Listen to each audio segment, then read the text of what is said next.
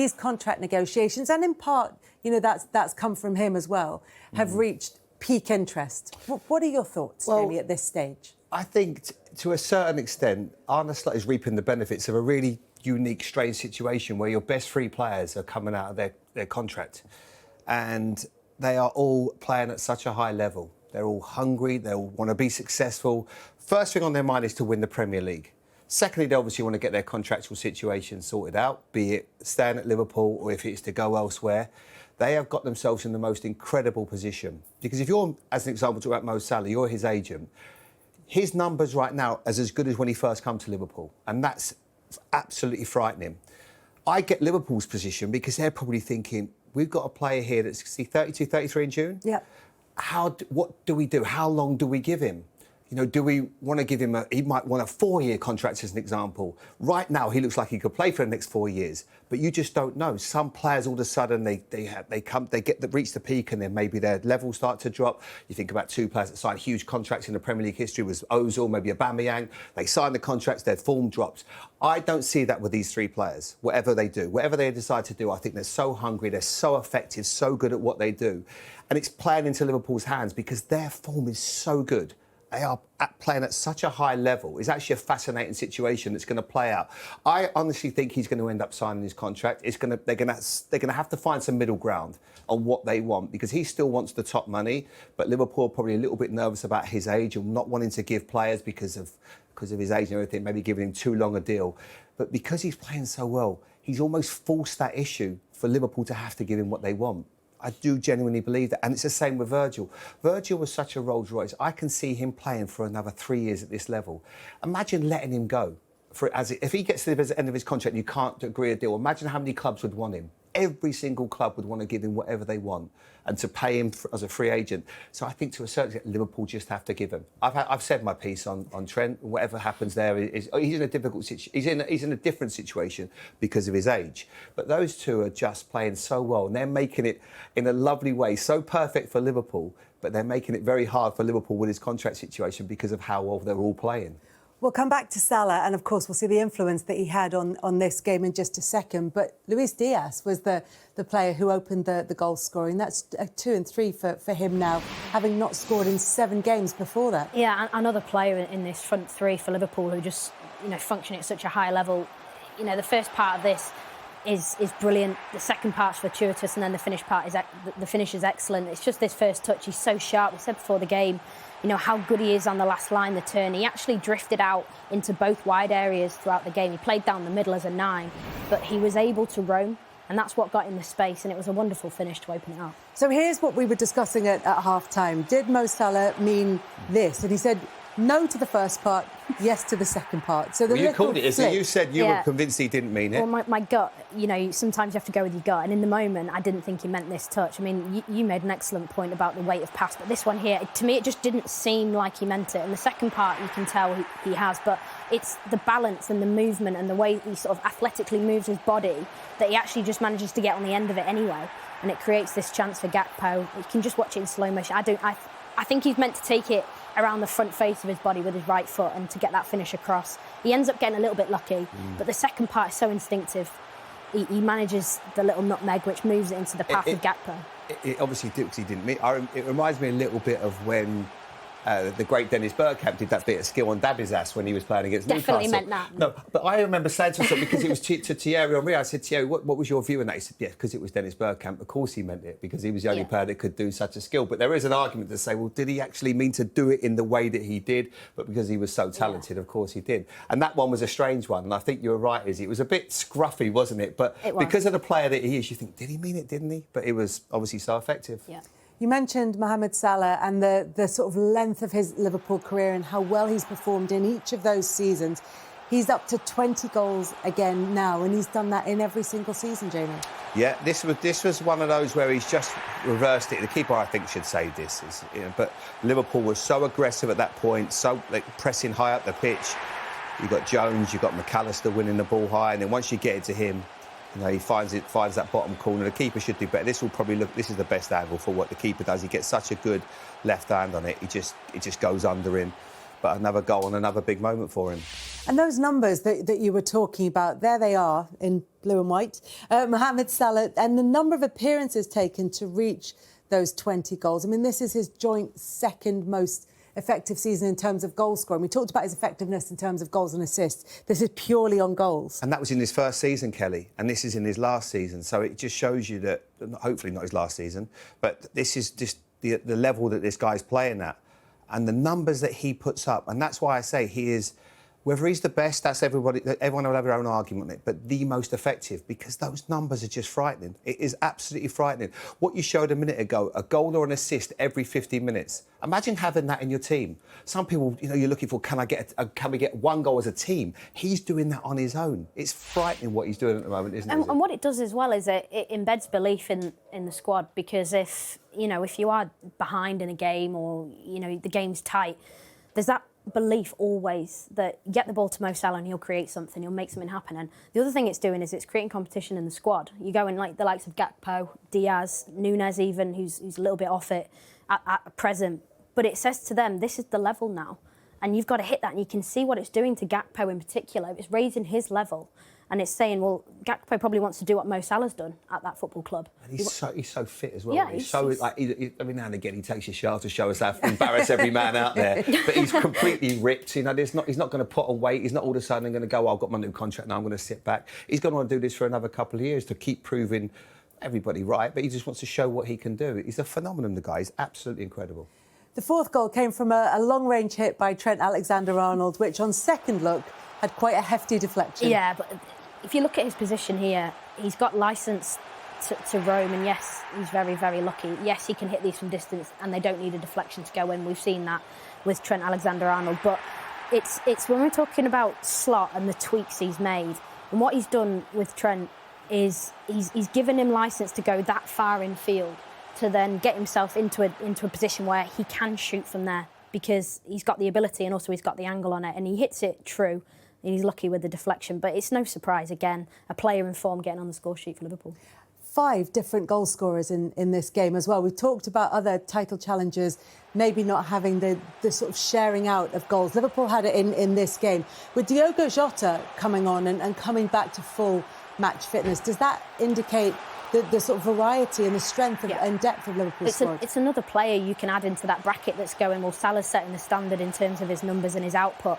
And Jota's, he's in and around Gakpo in terms of trying to follow up. I think that's his 6th goal this season, Jota. Coming back from injury, he's been out for a couple of months, and we've heard Arne Slot say that he's going to sort of drip feed him back in. But having that option of Jota coming in, and he's probably ready to start now, Diogo Jota. But again, finish across Areola into that far corner.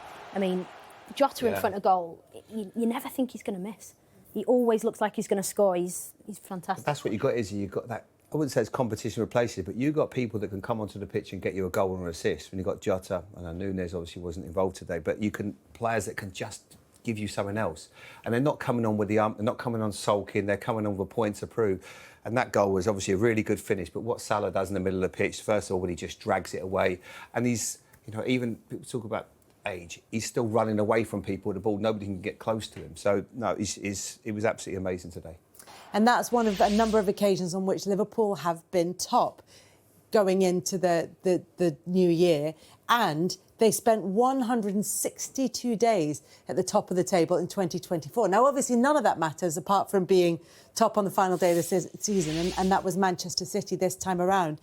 But when they've been top of the table on January the 1st in Premier League history, the only time they won it was in 2019-20. Previous seasons, they finished somewhere between second and fourth. On this occasion, with that 8-point gap to Nottingham Forest, they've played a game fewer than Nottingham Forest. It's a 9-point gap to Arsenal, who play again in a couple of days' time. What do you think their chances are this time around?